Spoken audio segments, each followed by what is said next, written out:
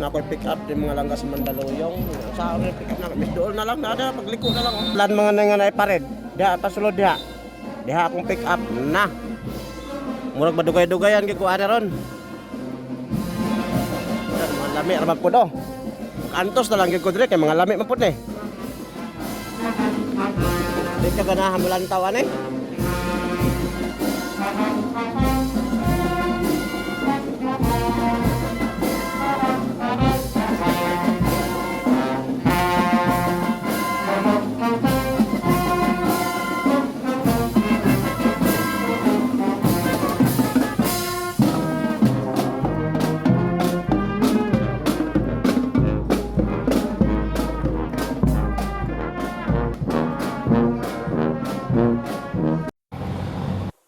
Sa Domingo, kay pasahero mga langga. Naamang galing mga langga, para lang saraw niya. Dakaman yung mga rider nga nagpundo-pundo diri. O nang dili gid kaayo makakuha og pasahero na Domingo na mag-aantos gid. Ya karon mga lainuma mga langga. Paabot-abot jud ko. Manam. Paabot-abot na lang gid ka ni og naay mosulod nga pasahero sa ato ang mga langga para makabiyahe na pud ta kay murag ganiha pamangkuan ni diri nagtambay. Mag-usa na ko ka oras wala gyud misulod mga langga makahuna-huna naman pud tag uli ani nya mabuntil na pud ta ani sa atong asawa napatay na jud. Wa na man gani gikaw na mabuntil na pud na unsa man ni hoy. Apit na mahuman ang building diri mga langga. Daghan na kayong building diri mga langga nindot ra ba ilang mga building diri.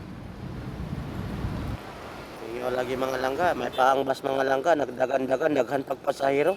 Na may tuyok na mutuyok na pod na muraw na ni natanawa mangiraw na lagi no.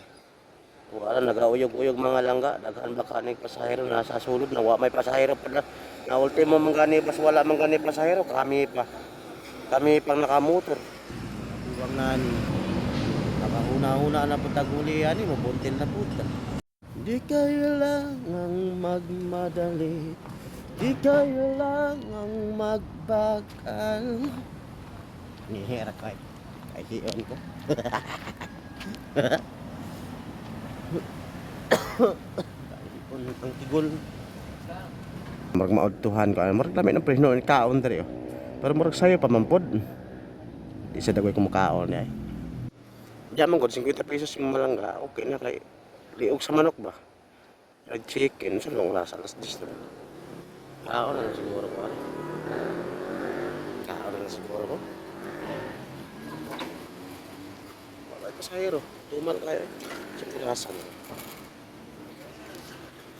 Pabor kayo para diretso na pa dunya no? Pwede pod. Kaon na kayo tani. Sa pirasan. Mag-asa ulit siya na lang. Kaon na lang talaga.